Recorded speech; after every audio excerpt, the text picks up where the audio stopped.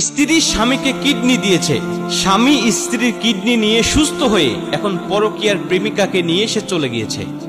পরকীয়া কতটা ভয়ানক আকার ধারণ করতে পারে আপনি অনুধাবন করতে পারেন। এই জন্য আমি মাঝে মাঝে বলি যে হারাম সম্পর্ক শুরু হয় শয়তানের ধোঁকায়।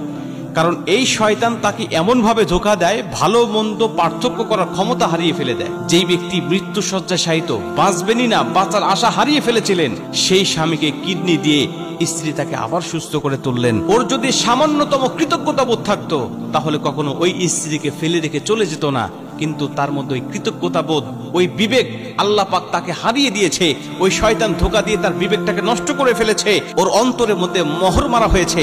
এজন্য কখনো হারাম সম্পর্কে লিপ্ত হবেন না, কারণ এটা পুরোটাই শয়তানের ধোঁকা। শয়তান আপনাকে তার দিকে গ্রাস করে নিয়েছে। আপনি ভালো মন্দ পার্থক্য করার ক্ষমতা হারিয়ে ফেলবেন।